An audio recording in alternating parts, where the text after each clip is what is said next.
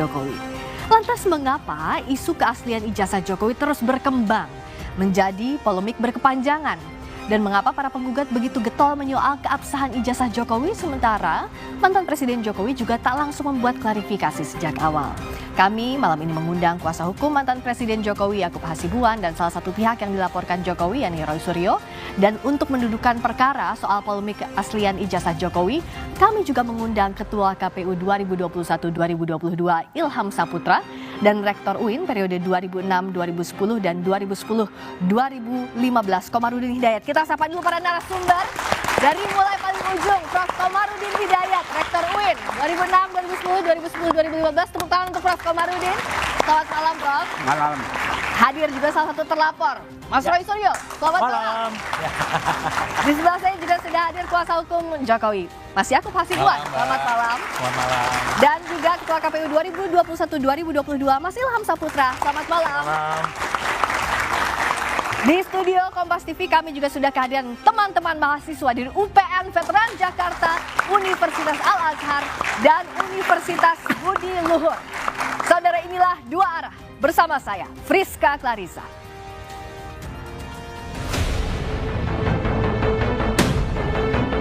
Polemik keaslian ijazah Presiden ke-7 RI Joko Widodo memasuki babak baru. Jokowi resmi melaporkan 5 orang, diantaranya mantan Menpora Roy Suryo, ke Polda Metro Jaya atas dugaan pencemaran nama baik, fitnah, dan pelanggaran UU ITE. Sebetulnya masalah ringan, urusan ijazah palsu, tetapi memang perlu dibawa ke ranah hukum agar semuanya jelas dan gamblang. Ya dulu kan masih menjabat, saya pikir sudah selesai, ternyata masih berlarut-larut, sehingga ya dibawa ke ranah hukum akan lebih baik, sehingga sekali lagi nanti menjadi jelas dan gamblang. Roy Suryo mengaku siap menghadapi langkah hukum Jokowi. Roy bilang, sebagai pelapor, Jokowi juga harus bisa membuktikan keaslian ijazahnya. Tanggapan saya bagus ya. Jadi dengan begini nanti seluruh rakyat Indonesia itu bisa menyaksikan bagaimana seorang pelapor itu harus membuktikan juga bahan-bahan yang dia miliki. Dalam hal ini adalah ijazahnya yang kita pertanyakan ataupun kita duga itu tidak benar alias palsu. Sebagai kelanjutan laporannya ke polisi, Jokowi mempersilahkan penyidik menggelar uji digital forensik untuk membuktikan keaslian ijazahnya. Kalau diperlukan, ya silakan. Yang jelas sudah kita bawa ke ranah hukum. Di program Rosi, Menteri Hukum dan HAM periode 2004-2007 Hamid Awaludin menyayangkan Jokowi membiarkan isu keaslian ijazahnya berkembang jadi polemik berkepanjangan. Hamid menduga ada motif politik di balik isu ini.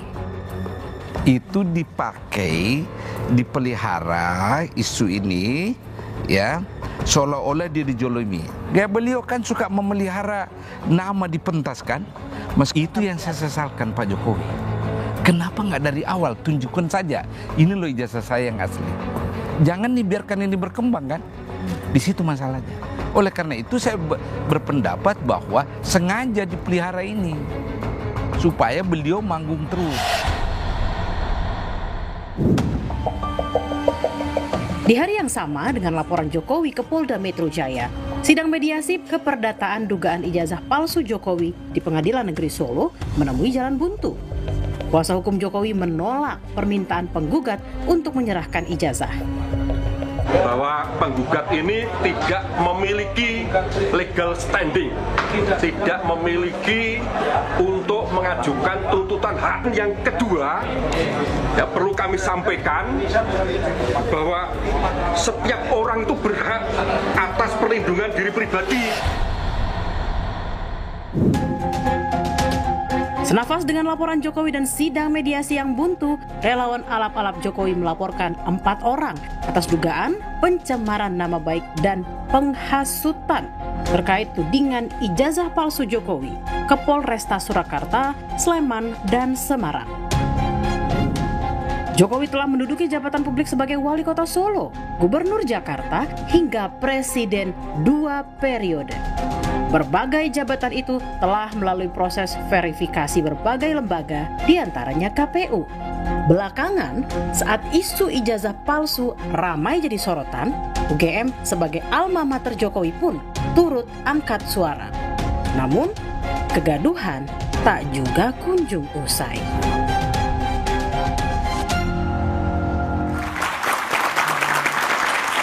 Yang pertama tentu saya tanya ke Mas Yakub dulu. Tadi Pak Jokowi bilang bahwa ini sebenarnya masalah ringan. Tapi pada akhirnya keputusannya adalah melaporkan para terlapor dan dibawa ke ranah hukum. Kenapa ini begitu mengusik Mas Yakub? Dan kenapa ini yang dipilih?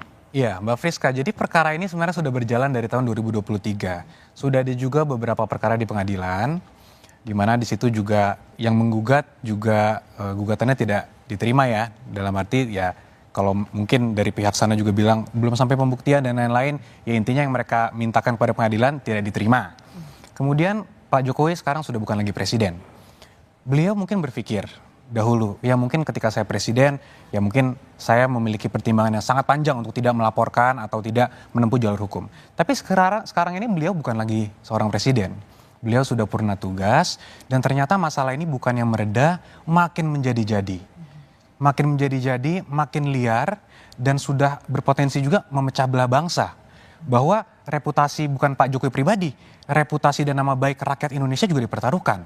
Bayangkan saja dibuat seakan-akan presiden yang sudah menjabat 10 tahun, dipilih langsung oleh rakyat, ternyata seakan-akan ijazahnya palsu. Ini tentunya kehebohan bukan nasional tapi internasional juga tentunya, kalau dibiarkan.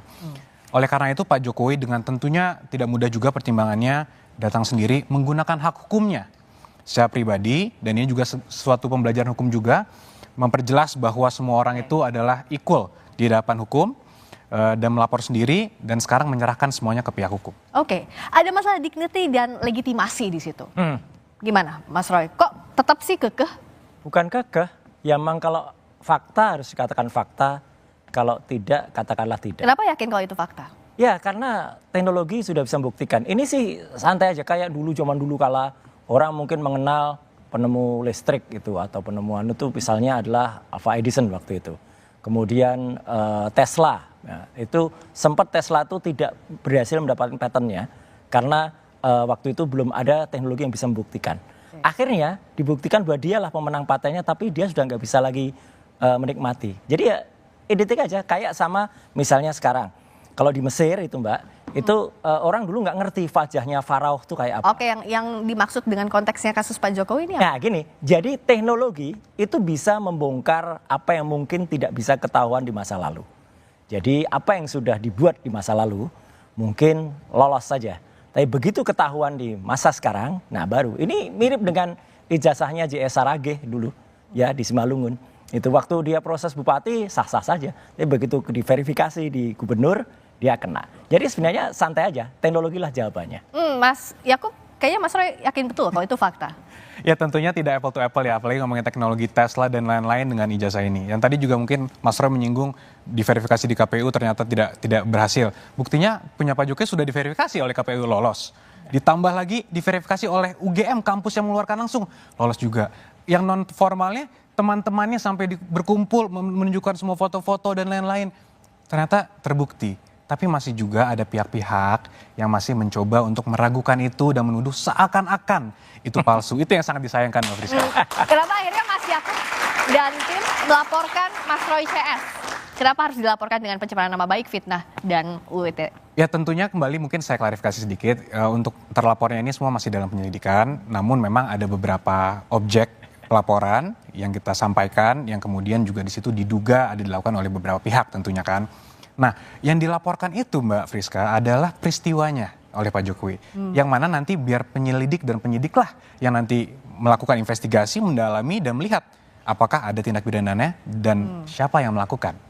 Jadi peristiwanya yang kita laporkan. Peristiwanya, siapanya ini kan tapi mengarah ke Mas Roy, kalaupun iya siap. Ya nggak apa-apa, itu kan kado terbaik untuk hari keterbukaan informasi publik. Maksudnya gimana?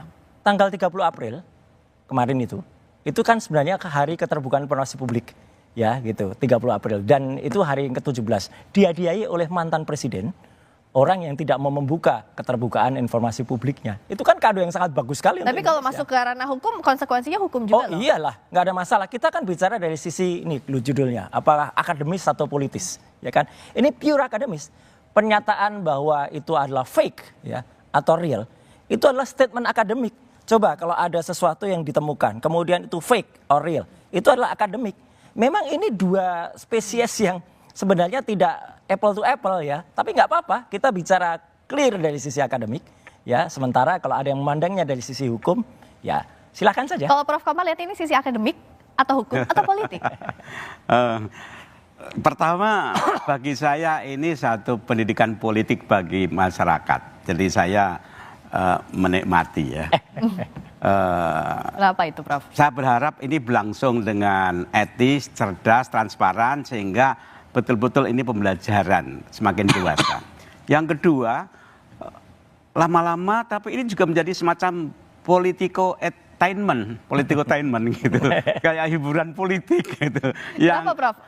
Mengapa disebut hiburan politik kalau dari sisinya? Karena semakin meriah, banyak orang ngomong dan masing-masing memberikan satu argumen logika yang baginya semakin menarik gitu. Tapi bagi saya sebagai orang kampus, ya saya coba mengikuti saja, saya ingin ambil jarak dari dua-duanya. Tapi bagi saya, biarlah nanti forum adu argumen terbuka. Jadi di sini ada lembaga politik dan ada kampus. Karena yang punya otoritas itu kan kampus. Sementara polisi dapat pengaduan masalah pidananya. Nah ini kan menarik, ini dua isu yang berbeda. Masalah pidana dan masalah keaslian. Saya bayangkan dua institusi itu nanti kerjasama ya untuk menjelaskan.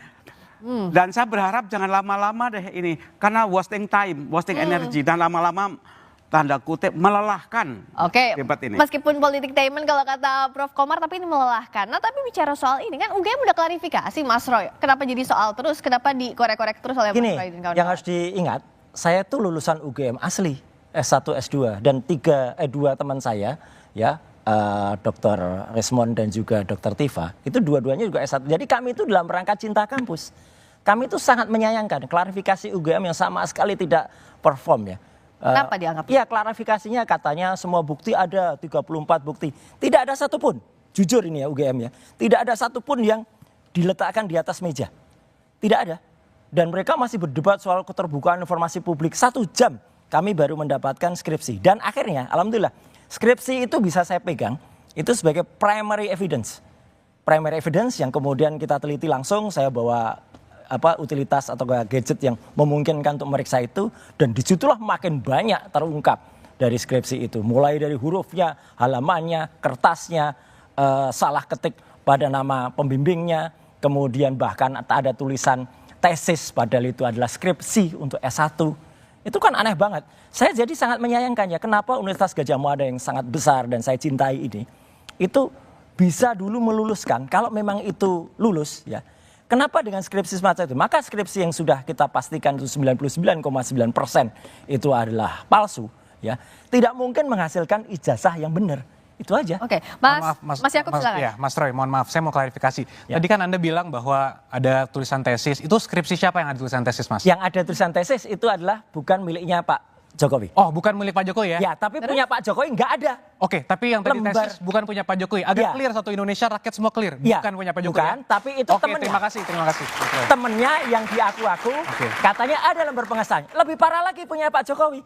Karena punya Pak Jokowi nggak ada lembar pengujiannya. Ya, itu kan versi Anda, Mas. Enggak. Ya, mari kita lihat nanti kan. Mari kita lihat. Oke, tapi yang punya Pak Jokowi apa? Soal ini, bisakah dijamin misalnya tadi keabsahan soal skripsi ijazah Pak Jokowi punya buktinya dan siap untuk ini? Tentu, kalau semua bukti kan pasti sebelum kita melapor, Mbak, pasti sudah kita kumpulkan, kita susun dengan baik, baru kita laporkan semua. Tapi kan kita hormati proses peradilan yang ada, proses investigasi yang dilakukan penyidik kita hormati, sehingga nanti kalau dibutuhkan di penyidikan maupun di persidangan tentu akan kita berikan. Ya, harus. Oke, dan itu siap dibawa ke ranah hukum. Dua-duanya kayak pede banget nih antara Mas Yakub sama Mas. Harus dibawa, sebelum ke hukum kan secara ilmiah harus diuji dulu. Iya Oke. kan? Jadi yang membilang kalau itu adalah asli, ya aslinya kayak apa? Yang kita pegang itu yang katanya asli miliknya Pak Joko Widodo, nggak ada tanda tangannya. Kok- Nggak ada lembar pengujiannya, Yang kok juga bisa jadi lulus? yang juga jadi pertanyaan, kok masih diragukan keaslian padahal ini kan sudah diverifikasi oleh KPU. Pak Jokowi udah jadi dari mulai wali kota, gubernur dan juga Pilpres, tapi jawabnya usai jeda ya Mas Ilham. Tetap di luar. Ijazah Presiden kedua. Bicara soal polemik ijazahnya Pak Jokowi, kan ini udah diverifikasi di KPU mestinya Mas Ilham. Ya. Dari mulai tingkat kota sampai ke KPU RI saat Pilpres. Ya, pertama saya ingin menjelaskan dulu tugas KPU dalam rangka melakukan verifikasi. KPU itu juga melakukan verifikasi tidak hanya ijazah, tetapi juga kesehatan dan banyak hal lain. Nah, kita melakukan POKJA, kelompok kerja yang melibatkan misalnya dokter kesehatan. Ketika itu kita melibatkan misalnya RSPAD dalam rangka memeriksa kesehatan dari calon presiden. Nah, kemudian juga dalam tim melakukan verifikasi kami buat POKJA. Kami buat POKJA dan kemudian nanti kita melakukan verifikasi berdasarkan fotokopi ijazah yang sudah dilegalisir oleh kampus tempat yang bersangkutan belajar misalnya saja. Ya. Nah, kita datang ke kampus tersebut dan kami hanya melakukan verifikasi yang menyatakan bahwa benar yang bersangkutan adalah pernah kuliah di kampus ini dan ijazah dikeluarkan oleh kampus tersebut. Oke, berdasarkan dari UGM Berdasarkan itu berarti ya. verifikasi tersebut. Nah, jadi KPU tidak dalam konteks menggunakan tugasnya seperti yang disampaikan oleh Mas Roy misalnya, melakukan forensik atau memastikan bahwa itu ijazahnya palsu atau tidak. Tidak. KPU hanya memastikan bahwa UGM, kita mau tanya nih, gitu kan? Apakah kemudian Pak Jokowi pernah berkuliah sini dan ijazahnya dikeluarkan oleh Anda? Benar, sudah cukup. Oke. KPU menganggap bahwa itu adalah benar bahwa Pak Jokowi adalah lulusan atau kemudian lulus dari UGM berdasarkan fotokopi ijazah dilegalisir diserahkan kepada kami sesuai dengan persyaratan peraturan perundang-undangan. Nah, itu tugas KPU, tidak melakukan tugas-tugas forensik atau memeriksa, mau pakai kacamata dan sebagainya, tidak sama sekali. Oke. Ya, KPU tugasnya hanya yang diamankan oleh undang-undang seperti itu. Oke, dan itu sudah sesuai aturan undang-undang diverifikasi. Ya nggak apa-apa, jelaskan. Berdasarkan pernyataan dari UGM, Mas. Kita hargai kejujuran KPU. Ya, memang KPU kan tidak memeriksa forensik itu, jadi menyerahkan kepada UGM lagi. Jadi makanya nggak apa-apa kalau kita challenge UGM, nggak apa-apa, kita hormati KPU. KPU sudah menjalankan tugas dengan benar. Verifikasinya hanya cukup ke kampusnya. Tapi ternyata kalau kampusnya bisa salah, kampus kan nggak seluruhnya pasti benar. Bisa saja kampus salah. Kalau skripsinya kayak gitu, ya apa mungkin kemudian keluar ijazahnya? Ini loh yang menjadi soal. Apa iya kampus bisa salah? Kita dengarkan dulu pernyataan dari UGM berikut. Oh iya, yang lengkap Mbak pernyataannya. Joko Widodo itu tercatat dari awal sampai akhir melakukan tridharma perguruan tinggi di Universitas Gadjah Mada. Itu sudah kami jelaskan dan Joko Widodo itu lulus pada November ya, 5 November 1985 sesuai dengan catatan di dokumen Fakultas Kehutanan. Nah, ini dipotong nih Mbak. Ya nggak mungkin 1 jam Bukan dong. nggak mungkin 1 jam. Gimana? Ada alam bawah sadar yang ditunjukkan oleh Allah Subhanahu Wa Taala ketika Prof. Wening Udaswara ini ya mengucapkan Joko Widodo itu adalah mahasiswa Fakultas Kedokteran. Di Kehutanan. Prof. Wening itu orang sastra. Jokowi disebut-sebut lulusan kehutanan. Kok bisa keluar dari mulutnya itu kedokteran? Itu hal yang sangat tidak mungkin kalau tidak secara bawah sadar itu sebenarnya ada sesuatu yang akhirnya keluar gitu loh. Jadi ini nggak boleh dibiarkan ya. Ada di rekaman jadi aslinya. ada kecurigaan dari sini, Mas Yakub. Itu berdasarkan ilmu apa tuh Mas Roy? Dari orang dokter. Lihat muka, lihat Bukan saya. Itu dokter yang menganalisis. Dokter yang mengerti kalau ada seseorang tuh bawah sadar. Jadi bukan saya yang menilai. Okay. Ada tuh alasannya apa? Mas Roy, saya izin nanya. Mohon dijawab dengan jujur. Oh iya. Mas kan tadi bilang bahwa Mas itu sarjana UGM. Katakanlah ijazah Mas hilang. Ya. Walaupun punya Pak Jokowi ada. Saya andaikan punya Mas Roy hilang. Kemudian butuh untuk apply kerja atau mau mendaftarkan ke KPU. Ya. Kemana Mas Roy pergi untuk meminta legalisir? Ke UGM. Dan ke UGM? Ya. Oke. Dan UGM mengeluarkan bukan ijazah yang sama dengan kita lulus dulu loh. Oke. Ini yang penting. Iya, tapi Anda berarti ke surat UGM keterangan. ya? Oh iya. Oh iya, berarti mempercayakan UGM sebagai yang mengeluarkan. Karena saya lulusan sana asli, Mas. Oke, berarti clear. Berarti Pak Jokowi kemarin sudah diberikan verifikasi oleh UGM. Ya berarti kalau Anda konsisten ya clear. Oke. UGM sudah memberikan statement. Nanti bisa dilihat, Mas. Apakah ijazahnya Pak Jokowi yang katanya tidak pernah diserahkan kepada orang lain itu sama dengan yang beredar? Sekarang jawab juga jujur, Mas sudah pernah lihat ijazah yang kemarin di bawah? Oh, sudah pasti dong, Mas. Oke. Sudah pasti. Sama nggak dengan yang kemarin-kemarin itu ditunjukkan? Nanti biar di persidangan itu dilihat. nggak jujur, Mas. Tapi begini, Mas. Nggak jujur, Mas. Gini, Mas. Karena saya tidak mau melampaui otoritas juga. Jadi kalau ada seorang ahli yang mengatakan bahwa saya sudah menganalisa ada dokumen saya ambil dari online, saya analisa kiri kanan, Nggak, ini sama sekali bukan online. Dari mana, Mas? Yang ijazah Mas ambil? Ijazahnya adalah memang kan ijazah kita pastikan dari ketika skripsinya itu tidak benar, ya ijazahnya pasti tidak Mas benar. kan menganalisa ijazah. Ada katanya fotonya tidak sesuai dengan itu dari mana seorang source-nya? Yang menuliskan dia, katanya dia mendapatkan langsung dari Pak Jokowi. Oke, tapi apakah boleh sebagai seorang ahli, Mas kan seorang ahli, sering di persidangan kan? Ya. Boleh nggak source of Kita harus dokumennya percaya. Nggak, boleh nggak source of dokumen yang dianalisa seorang ahli forensik itu bukan berasal dari dokumen asli? Makanya kita tunggu. Menganalisa kopi. Oh, Boleh nggak apa-apa. Boleh Makanya nanti kita tunggu. Kita tunggu kalau Mas punya yang asli. Ya, kita bandingkan. Kalau itu ternyata yang kemarin dianalisis juga oleh saya dan Dr. Respon, itu tidak benar.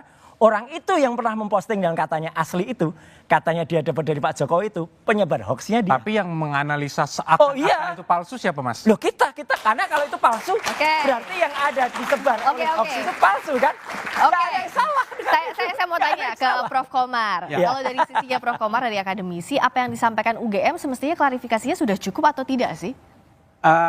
Mestinya cukup, tapi kalau ada keraguan, ada fakta-fakta, ya jelaskan aja sampai patah.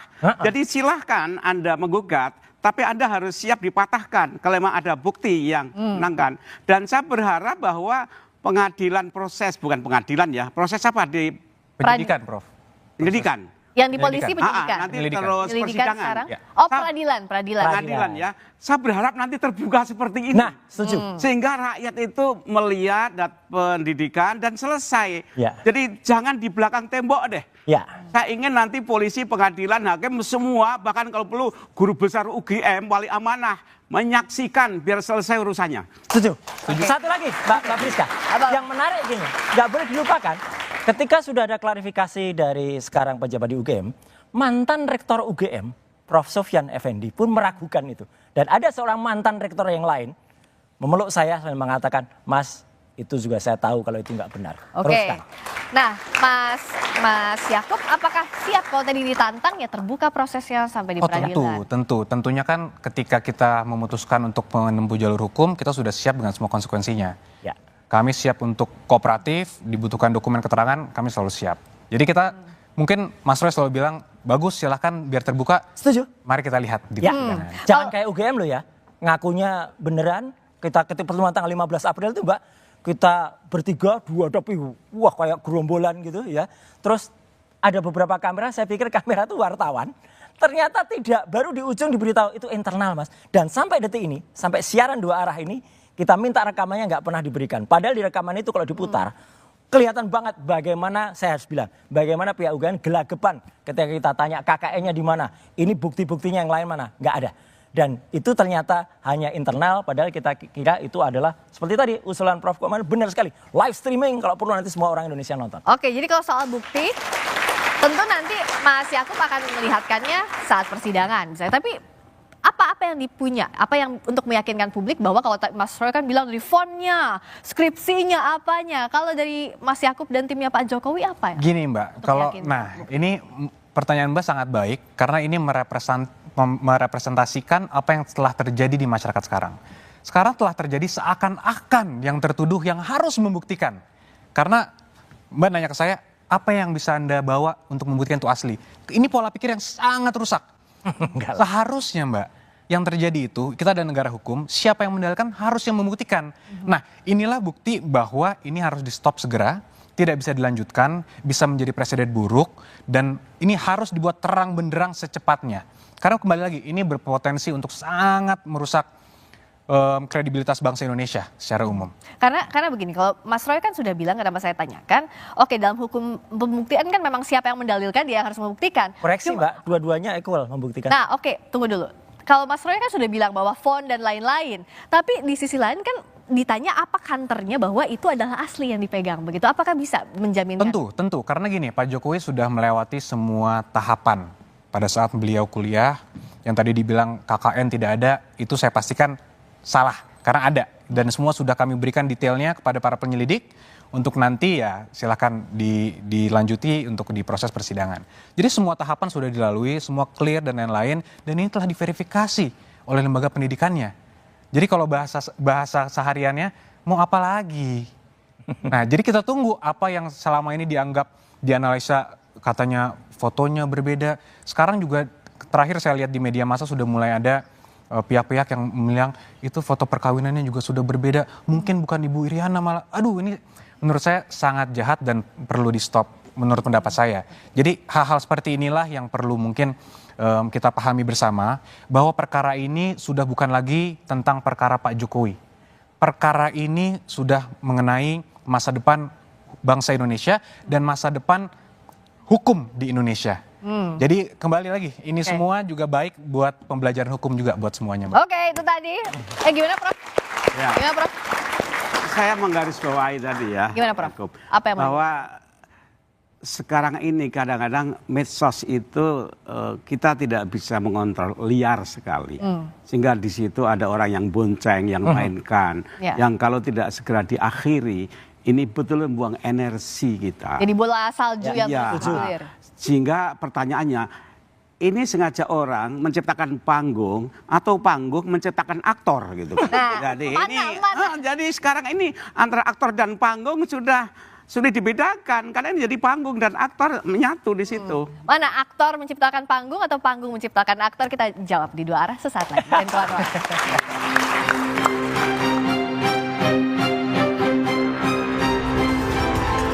Mantan Presiden Joko Widodo melaporkan 5 orang ke polisi.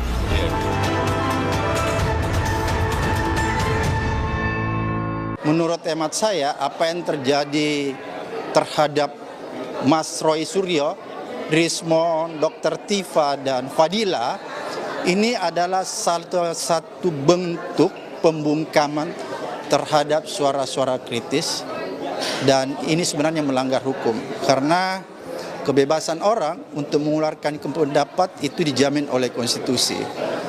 Jadi kalau orang paham tentang konstitusi, pemerintah paham tentang konstitusi, maka suara kritik tidak boleh dilawan dengan mengkriminalisasi seseorang lewat laporan ke kepolisian. Terima kasih Anda masih bersama kami di dua arah. Mas Yakub, apa iya itu pembungkaman suara-suara yang kritis kalau kata Pak Abraham? Saya rasa perlu dibedakan antara suara yang kritis dengan tuduhan-tuduhan yang tidak berdasar ataupun fitnah ya. Karena mungkin bisa kita pahami semua, Pak Jokowi sudah menjabat selama 10 tahun sebelum beliau purna tugas. Selama 10 tahun ini sangat terbuka dengan apapun masukan-masukan, kritik-kritik yang menurut saya pribadi justru sebagian besar banyak yang melewati batas. Yang seharusnya mungkin Pak Jokowi memiliki hak untuk mengadukan atau melaporkan dan sebagainya. Tapi beliau tidak lakukan. Termasuk mengenai ijazah palsu ini. 2023 beliau masih menjabat, semua kalau kita ngomong simpelnya semua masih under his control. Tapi beliau tidak melakukan apapun. Digugat pun beliau respon dengan menjawab gugatannya. Artinya menghormati proses hukum yang berlaku, gugatan perdata dibalas perdata, gugatan tun dijawab secara tun. Tapi sekarang beliau sudah bukan lagi presiden. Kali ini beda? Kali ini tentunya sangat beda. Beliau bukan lagi presiden, tetapi masih ada aja tuduhan-tuduhan seperti itu. Justru sekarang Pak Jokowi menggunakan haknya sebagai warga sipil biasa. Karena semua orang itu kan equal di hadapan hukum. Ini juga yang paling penting. Bahwa jangan seakan-akan pernah menjabat, seakan-akan berkuasa sehingga haknya lebih rendah dari masyarakat. Kan tidak. Apa karena dia pernah menjabat jadi dia tidak boleh melaporkan kalau ada orang yang melakukan dugaan tindak pidana terhadap dia? Kan itu tidak masuk akal. Itulah kenapa seluruh kritik-kritik yang luas yang membangun itu sangat di-welcome, tapi harus dalam koridor hukum. Oke, harus dalam koridor hukum. Mas Roy, rasanya ini kriminalisasi atau enggak? Ya memang hak warga negara Pak Jokowi untuk makanya saya berpesan juga waktu itu. Jadi karena yang kami sampaikan itu adalah telaah ilmiah, berdasarkan ilmu pengetahuan dan research ya. maka ini adalah kalau sampai ada yang melakukan kriminalisasi lagi, ya ini sangat tidak elok. Ya, gitu. Jadi artinya apa yang disampaikan itu kan semuanya sudah diatur ya. Betul bahwa kalau dikatakan tadi itu jangan-jangan nanti source-nya ngambilnya dari sosmed. Enggak sama sekali. Saya nggak pernah ngambil dari sosmed ya. Kalau tidak dipastikan oleh orangnya. Ketika itu dipastikan bahwa ini asli, bahkan dalam utasnya dia nulis ya. Si Sandi itu, ini saya dapat dari Pak Jokowi langsung. Menariknya ya, ini saya bantu juga. Ketika saya ketemu dengan yang bersangkutan, saya bilang selesai udah ternyata, karena dia bilang dapatnya tidak dari Pak Jokowi. Ya udah hati-hati Mas Anda. Oke, nah ini soal ijazah ini apa yang Mas Ilham lihat? Apa bedanya dengan kasus yang tadi sempat disebut sama Mas? Justru saya kemudian ingin mengatakan bahwa KPU memverifikasi berkali-kali bahwa ini ada prinsip kehati-hatian di sini. Misalnya saja ketika tadi Mas Suryo mencontohkan Pak Jaya Saragih, ya ketika itu di Simalungun dia bisa jadi bupati, tapi ketika menjadi gubernur KPU melakukan tim verifikasi kembali, SMA yang mengeluarkan ijazah yang diserahkan kepada kami untuk Profesor Pak Saragih itu ternyata sekolah tadi tidak mengakui, gitu. Ya, sekolah tidak mengakui, sehingga kemudian kami, sehingga kami mengambil tindakan tegas mengatakan kepada KPU Provinsi Sumatera Utara ketika itu bahwa ini tidak bisa kemudian diloloskan menjadi calon pasangan gubernur di Pilkada 2018 lalu. Nah, saya ingin membuktikan bahwa kemudian KPU melakukan verifikasi dengan hati-hati, dengan benar dan melibatkan banyak pihak terkait dengan ahli-ahli pendidikan dan bahkan juga pihak sekolah itu sendiri. Nah, ini kan bahwa sebetulnya kalau kemudian KPU dianggap mungkin misalnya ada kesalahan di KPU membuktikan bahwa di Provinsi Sumut KPU sudah membuktikan bahwa kami melakukan verifikasi yang begitu dalam, sehingga ketika dinyatakan oleh sekolah tersebut bahwa yang bersangkutan tidak pernah sekolah di situ dan tidak pernah mengeluarkan ijazah, maka kami menyatakan dia tidak masuk atau kemudian TMS. Tidak memenuhi syarat. Jadi kuncinya di institusi pendidikan ya. Kalau kasusnya Pak Jokowi berarti UGM yang jadi kunci. Sekali KPU ingin mengatakan bahwa KPU tidak melakukan verifikasi forensik. Tapi KPU hanya melakukan verifikasi kepada institusi pendidikan di mana yang bersangkutan bersekolah. Ya, bagus itu. Enggak, ini saya puji ya KPU ketika melakukan di Sumatera Utara. Mohon itu juga dilakukan juga pada yang kita perbincangkan ini. Apakah dalam kasus ijazahnya Pak Jokowi ya, kalau ini misalnya bukan ijazah 1, apakah KPU juga memverifikasi adanya ijazah SMA 6 yang kemudian di situ masih tertulis SMPP, betul SMPP, kan namanya Sekolah Menengah Pembangunan Persiapan, tapi ada dalam kurung SMA 6 gitu. Padahal SMA 6-nya itu belum ada di tahun itu. Apakah itu diverifikasi atau tidak? Tentu diverifikasi ya. Kalau kemudian, jadi gini, ada persyaratan-persyaratan yang kemudian kita harus verifikasi berdasarkan peraturan undang-undangan. Kalaupun kemudian peraturan undang-undangan mengatakan bahwa dari SD, SMP, SMA dan ijazah terakhir, tentu kami juga harus bisa melakukan verifikasi terhadap tatanan tersebut, gitu kan? Nah, sama seperti ketika Pilkada 2018 lalu, SMA-nya ternyata bermasalah. Kami katakan bahwa SMA tersebut menyatakan bahwa yang bersangkutan tidak pernah sekolah di sini dan ijazah ini tidak pernah dikeluarkan oleh sekolah tersebut. Maka kami menyatakan tidak memenuhi syarat. Oke, artinya kalau track recordnya Pak Jokowi clear dari bupati wali kota Solo, kami melakukan verifikasi ulang, tidak lantas kemudian menggunakan data yang pernah dilakukan oleh KPU sebelumnya. Nah, seperti itu. Jadi diverifikasi ulang ya. Tapi sekali lagi KPU, saya garis bawahi, KPU melakukan verifikasi kepada institusi yang bersangkutan, tidak melakukan verifikasi. Ada jawaban nggak, Mbak? Boleh tanya Pak Ilham. Ada jawaban nggak terhadap kemarin Dr. Taufik yang kemudian melakukan gugatan itu mengecek kepada KPU ternyata data-data Pak Jokowi itu nggak ada semua, gitu, kosong. Gitu. Wah, kalau dalam masa sekarang saya tidak tahu. Nah, tapi ketika saya terus terang kami bertanggung jawab di pemilu 2019, data itu kami pampang. Dan itu masanya Mas Ilham waktu itu ya? Dan itu di masa kami. Nggak tahu di masa sekarang saya tidak tahu. Gitu. Kalau Prof. Komar, apakah ini masih harus jadi soal administrasi ini jadi pintu masuk lebih dalamnya lagi polemik soal ijazah Pak Jokowi? Gini, yang ingin saya sampaikan bahwa Pak Jokowi si presiden itu udah milik bersama, milik bangsa. Jadi kalau toh rakyat ada yang mempertanyakan, persoalkan, itu bagus-bagus saja. Dan Pak Jokowi tidak perlu tersinggung karena dia milik rakyat. Namun saya juga membela hak dia. Kalau sudah berlebihan merasa tersinggung, dia punya hak untuk membela diri. Gitu. Sebagaimana kalau saudara juga punya masalah, dia juga punya hak untuk mempertanyakan. Setuju, Prof. Jadi masing-masing punya hak. Disinilah nanti lembaga polisi atau pengadilan yang kemudian mengolah proses. Tapi hak masing-masing itu harus dijaga. Jadi saya membela Pak Jokowi sekaligus juga saya membela hak Anda. Etika berkomunikasi, bernegara, bermedsos ini yang perlu kita jaga. Sebab sekarang semakin liar, semakin kacau. Jadi menurut Prof akan lebih etis kalau ini memang prosesnya berlangsung hingga ke pengadilan.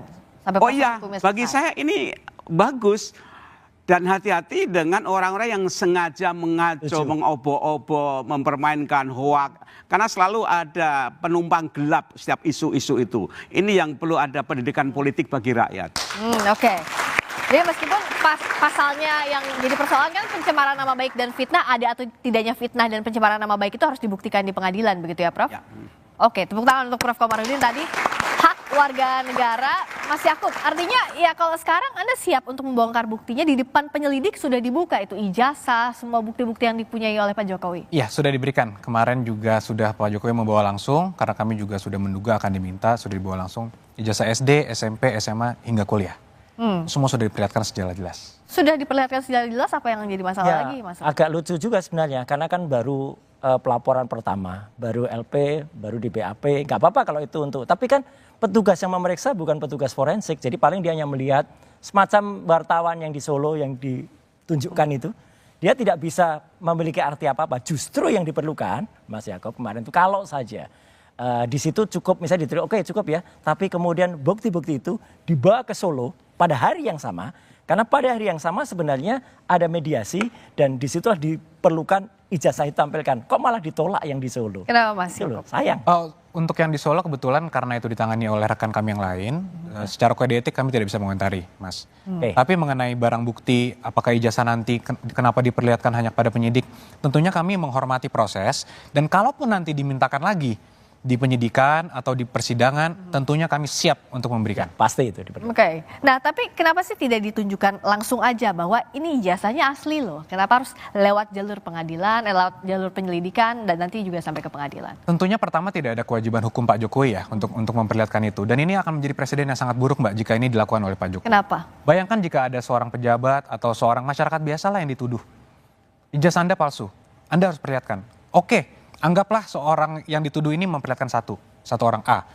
Ada B lagi minta, apa harus diperlihatkan lagi? Ada C lagi. Kalau ada 1000 orang yang meminta, apa semua harus diperlihatkan? Ini kan presiden yang tidak baik. Apalagi kalau nanti ini digunakan sebagai modus untuk menjatuhkan orang-orang yang sedang menjabat dan sebagainya. Jadi kita tidak mau ini menjadi suatu presiden yang buruk bagi penegakan hukum di Indonesia dan praktik politik juga di Indonesia. Ini yang kita jaga, Mbak. Oke. Apa ini mengada-ngada permintaan untuk melihat ijazah ini? Gak apa-apa, kita hormati Pak Yakub, tapi terlalu jauh tadi. Kalau seorang pejabat publik, dia harus mau menunjukkan. Dan itu ada diatur dalam Undang-Undang Keterbukaan Informasi Publik nomor 14 tahun 2008. Dan bukan termasuk pasal yang dikecualikan di pasal 17. Kalau pasal 17 itu yang kecuali nilai. Oke, kalau nilai transkrip nggak usah, Mas. Kalau KHS, kartu hasil studi nggak usah. Itu hak pribadi.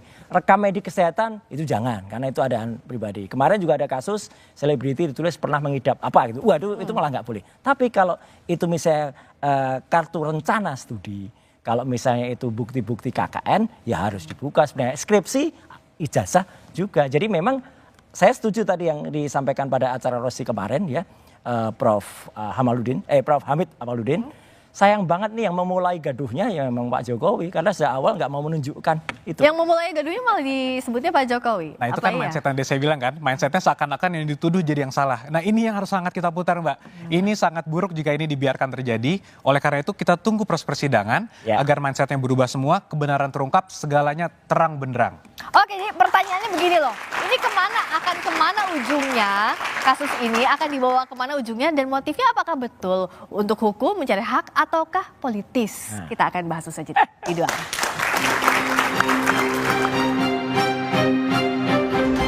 Bola liar, mantan Presiden Joko Widodo melaporkan 5 orang ke polisi. Oke, kalau Prof Komar melihatnya ini apakah isu ini ya akademis atau politis lebih kentalnya? Ini bagian marketing UGM harus berpikir kreatif. Isu yang kontroversial jangan menjatuhkan UGM, tapi harus membuat UGM malah naik gitu. Karena dua-duanya orang UGM gitu. Yang membuat UGM, yang membuat UGM. Kalau dikemas secara bagus, ini buat UGM keren ya UGM. Branding nah, makanya? Malahnya branding ya? Iya, nah sekarang bagaimana itu UGM bisa mengemas seperti itu? Benar. Kalau Mas Ilham lihatnya ini apa sih ujungnya? Apakah ini masalah apa? Masalah politis kah kalau dari sisinya Mas Ilham? Ya, saya tentu dari perspektif penyelenggara pemilu ya, seharusnya ini muncul ketika pemilihan presiden, sebelum pemilihan presiden berlangsung. Bukan di sekarang. 2014, 2019. Bukan sekarang. Sekarang saya ngelihatnya bahwa mungkin betul kata Prof. Komar gitu, ada apa, politik timennya itu memang lagi wahnya sekarang gitu kan. Nah, saya kurang ngerti, tetapi memang saya kira ini perlu untuk kemudian tunjukkan kepada masyarakat bahwa persoalan-persoalan konflik quote and quote seperti ini ya kita biarkan di ranah hukum sebagai negara hukum dan dibuat secara sesemut mungkin. Tadi Pak Suryo udah mengatakan kepada Yakob bahwa ini adalah diskusi yang baik. Nah, saya kira ini mengajarkan kepada publik bagaimana cara kita menyelesaikan persoalan secara hukum. Oke, tapi sebenarnya ini nggak bisa dibilang juga as simple as that sih Mas Roy. Ini kalau misalnya terbukti tidak asli, kan itu akan bermasalah dengan legitimasinya Pak Jokowi. Makanya Pak Jokowi tidak menganggap ini sebagai hal yang ringan. Oh iya, tapi itu kan konsekuensi hukum ya. Saya sengaja tidak mau sampai ke sana. Gitu. Artinya saya bicara ilmiah saja. Kalau A bilang A, kalau B bilang B. Gitu. Jadi kalau soal hukum terus sampai ada, nanti peraturannya semua dibatalkan, menurut saya tidak sampai sejauh itulah. Oke, tapi kalau ada yang menganggap, ini nggak ada apa-apanya, ada tuh anggota DPR siapalah gitu, yang kemudian bilang, kalau memang terbukti palsu gimana, mau apa? Itu pikirannya picik banget itu. Oke, tapi kalau bicara soal ini, apa sih sebenarnya, apakah Mas Roy siap? Karena kan kalau salah satu terlapornya misalnya Mas Roy di situ belum mau dibuka juga kan sama Mas Yakub, nanti akan diumumkan polisi. Tapi kalaupun iya, artinya kan konsekuensi hukumnya ada, sanksi, ada penjara juga loh kalau terbukti. Gak apa-apa. Galileo Galilei itu akhirnya sampai dihukum, kemudian Kopernikus itu dihukum karena mempertahankan bahwa bumi itu bulat, yang waktu itu dipercaya bumi itu lurus. Jadi clear aja, kalau saya katakan memang software bisa salah, peneliti bisa salah, tapi kami tidak boleh bohong. Tapi ini bukan motif politis. Oh sama sekali enggak, aku udah enggak di politik lagi Mbak. 15 tahun udah cukup, 5 tahun saya udah enggak di politik. Ini bukan residu politik juga kan? Oh enggak ada apa-apanya. Lihat foto-foto saya juga dulu sama Pak Jokowi juga banyak. Masih ada disimpan? Masih ada, enggak ada soal SMK, soal itu kan sebuah sejarah. Nah kalau Mas Yakub lihat ini ada motif politik nggak, residu politik atau nggak sih? Mungkin saya tidak bisa berkomentar ke arah sana ya. Tapi Pak Jokowi menyikapinya seperti apa? Yang saya sebenarnya ingin sedikit komentari itu, yang menurut saya itu ini jelas tidak ilmiah. Kenapa? Karena seorang ilmuwan tentunya ketika menganalisis suatu dokumen tidak bisa mengatakan ini asli atau palsu.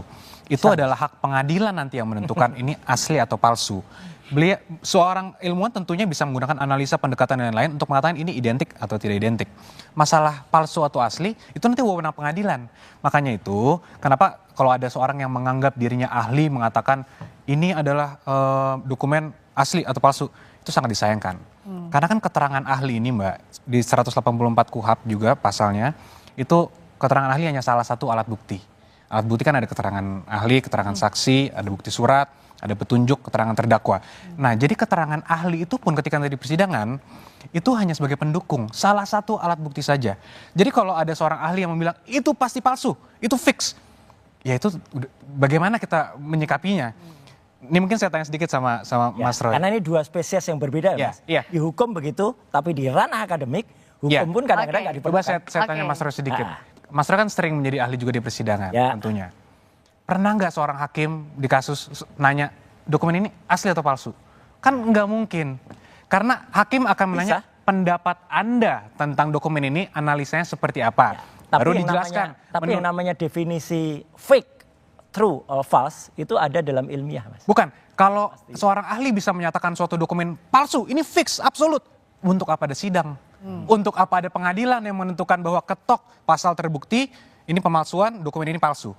Kalau seorang ahli dapat menjelaskan itu absolut, ya maka apa guna pengadilan? Jadi kan ini yang harus bisa dibedakan gitu, bahwa seorang ahli tentunya boleh saja dengan segala keilmuan yang dimiliki kami hormati untuk menganalisa suatu dokumen dengan metodologi juga tertentu, apakah cara pendekatannya itu secara historis, normatif, yuridis dan lain-lain. Makanya juga ahli ada. itu pendapatnya ilmiah Mas, bukan untuk dikriminalisasi. Betul, ilmiah. Kalau ilmiah tidak mungkin menyatakan asli atau palsu Mas. Bisa. Itu masalahnya. Bisa. Ilmiah itu adalah identik atau tidak identik.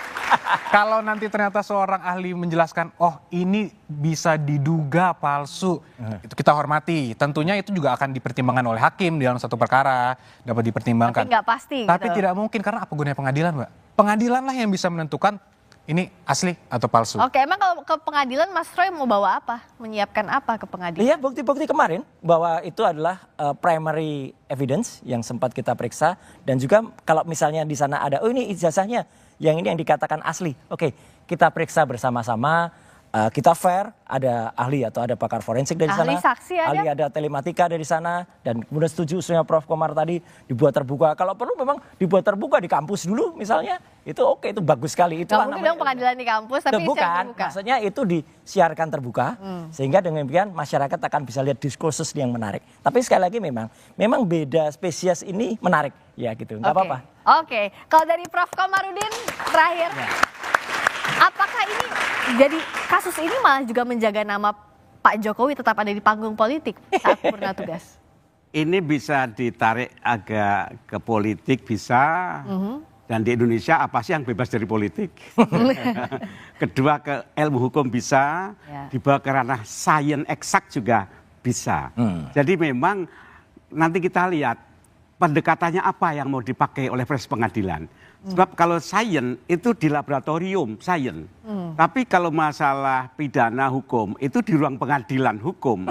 Nah isu ini mau ditarik kemana? Gitu. Ke politik, ke ilmu hukum, atau pure science? Ini hemat saya ada metodologi pendekatan yang berbeda. Tapi setidaknya dari dua teman saya ini saya sudah menikmati kok ini. Kita lihat nanti mau kemana tadi ya. Politik diamond tadi ya, Prof ya.